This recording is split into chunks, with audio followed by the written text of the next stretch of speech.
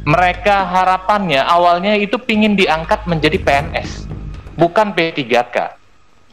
Setelah mereka mengalah untuk menjadi P3K, sekarang mereka juga dihadapkan dengan proses yang cukup sulit untuk mereka bisa mendapatkan statusnya sebagai P3K. Mereka bertahan hidup apa?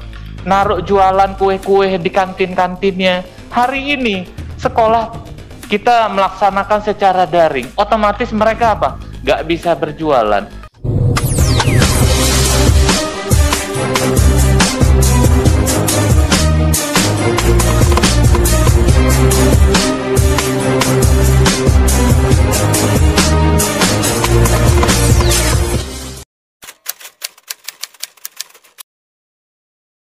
Fraksi PKB, kami persilakan Mas Davi. Baik, terima kasih pimpinan dan juga teman-teman dari Komisi 10. Assalamualaikum warahmatullahi wabarakatuh. Yang saya banggakan Mas Menteri beserta seluruh jajaran. Jadinya perlu saya ingatkan kembali bahwa salah satu pilar dari semangat Pak Jokowi adalah membangun SDM unggul guna sebagai penopang akselerasi pertumbuhan ekonomi bangsa kita. Tentunya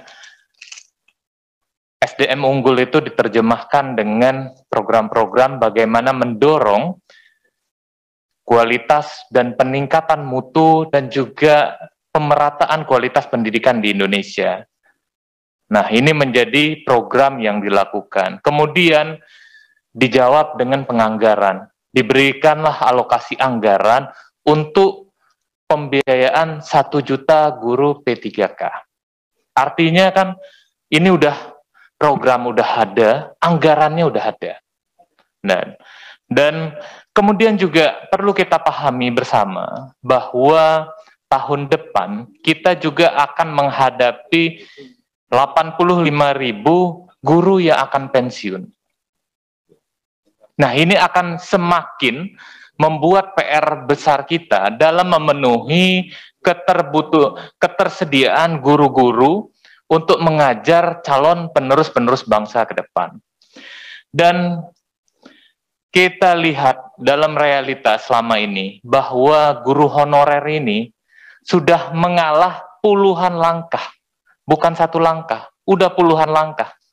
Mereka harapannya awalnya itu pingin diangkat menjadi PNS, bukan P3K.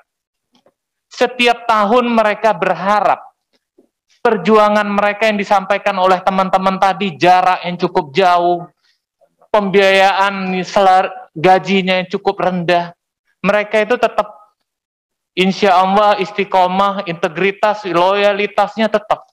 Saya harus tetap mengabdi untuk bangsa dan negara ini. Akhirnya apa? Semangat itulah yang tidak pernah kendur, mereka tetap tahun berganti tahun. Mereka tetap berharap suatu saat ada penghargaan dari negara untuk atas pengabdian kami ini. Dan akhirnya mereka mengalah mau jadi P3K. Setelah mereka mengalah untuk menjadi P3K, sekarang mereka juga dihadapkan dengan proses yang cukup sulit untuk mereka bisa mendapatkan statusnya sebagai P3K. Kita lihat dari jumlah yang mendaftar masih sangat minim.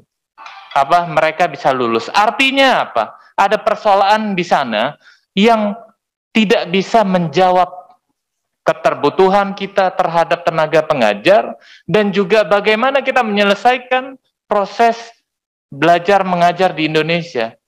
Bagaimana bicara mutu, bagaimana bicara pemerataan pendidikan, kalau pengajar saja kita itu masih ibarat kata itu masih banyak kekosongan di sana sini. Tadi disampaikan ada sekian ribu wilayah itu yang masih kosong. Nah, ini harus kita carikan solusinya. Makanya saya sampaikan, kita haruslah menerjemahkan, jangan aturan. Jadi harus bisa melihat aturan untuk masyarakat atau masyarakat untuk aturan. Itu yang harus kita pertimbangkan. Jangan kita paksakan aturannya dipaksakan untuk masyarakat gitu.